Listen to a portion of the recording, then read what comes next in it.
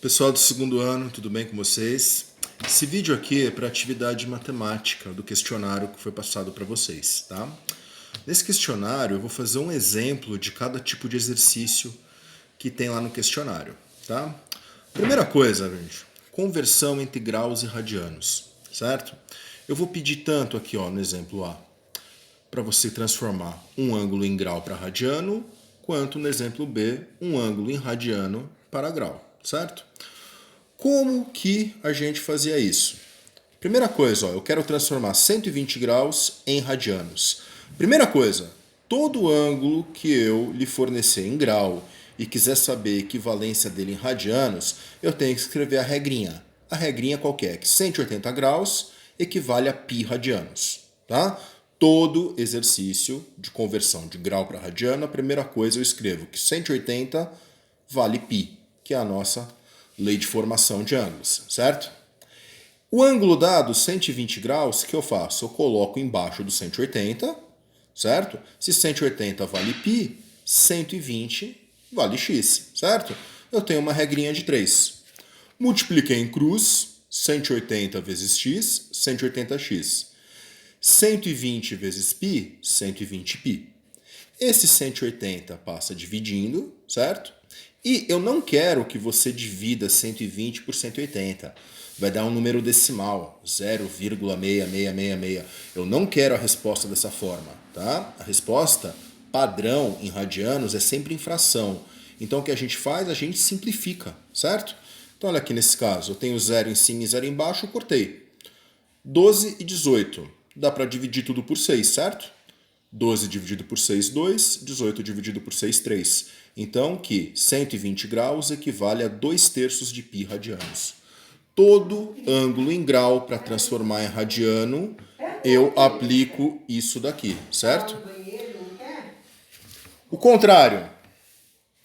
Quando eu dou um ângulo em radiano para você, na forma de fração, é mais simples ainda. Dá para fazer por regra de 3? Dá, mas é besteira. Que se 180 vale π, π vale 180, certo? Então, aonde tem π aqui na fração, ó, eu substituo por 180. Tá? Onde tem π, eu ponho 180. 3 vezes 180, 540, dividido por 5, 108. Ok? Isso foi a conversão de graus para radianos. Primeira determinação positiva de um ângulo. 2 exemplos. Primeiro, quando eu tenho um ângulo com mais de uma volta, no caso aqui 1100 graus, esse ângulo aqui ele já passou de 360, ele deu mais que uma volta. Como que eu sei aonde ele vai parar? Primeira coisa, vamos ver quantas voltas foram dadas. Pega o ângulo, no caso 1100, e divide por 360, que é o valor de uma volta. 360 cabe 3 vezes dentro desse ângulo, certo? 3 vezes 360, 1080, ok? 1080 para chegar no 1100, 20 graus. Então, ele deu 3 voltas, certo? Ele deu 3 voltas e mais 20 graus. Então, 1100 graus equivale a um ângulo de 3 voltas mais 20 graus. Exemplo B, um ângulo negativo.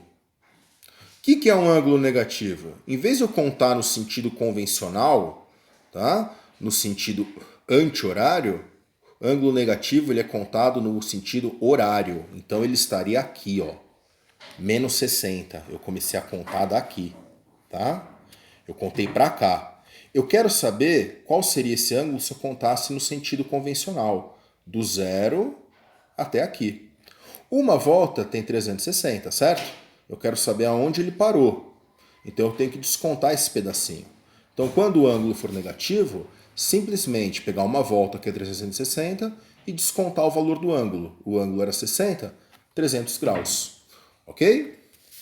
E o outro tipo de exercício, que é o mais complicadinho, que é a relação fundamental.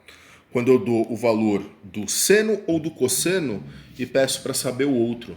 No caso aqui, eu dei para vocês o cosseno, nesse exemplo, e quero saber o seno. Essa informação aqui só vale para você colocar o sinal no final. Vocês têm a tabela no caderno mostrando onde é positivo, onde é negativo. Aqui ele falou que o ângulo pertence ao primeiro quadrante. Como ele está no primeiro quadrante, vocês têm a tabelinha mostrando os sinais, que tanto seno quanto cosseno são positivos. Primeira coisa, escrevi a relação fundamental. Seno ao quadrado mais cosseno ao quadrado igual a 1. O que foi dado para mim? O cosseno. Aonde está o cosseno aqui na minha relação fundamental, eu substituí pelo valor dado, certo? Primeiro passo, tirar esse quadrado aqui. 3/5 elevado ao quadrado ficou 9 sobre 25.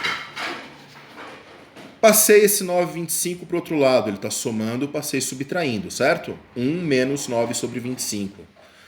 Quando não tem nada embaixo, a gente considera que é 1, certo? MMC entre 1 e 25 é o próprio 25. Regrinha de MMC.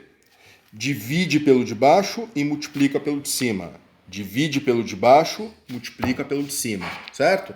25 dividido por 1, 25 vezes 1, 25.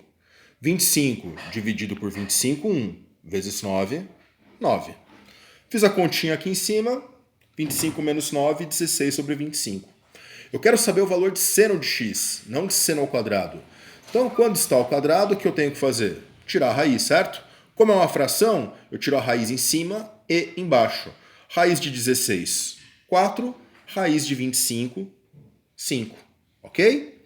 Se fosse um número cuja raiz não fosse exata, a gente deixava na forma simplificada, tá bom? No caso 16 e 25, os dois têm raízes exatas, ok? Os 20 exercícios da lista é cada um de um tipo desse que nós fizemos aqui, tá bom? Bom trabalho para vocês.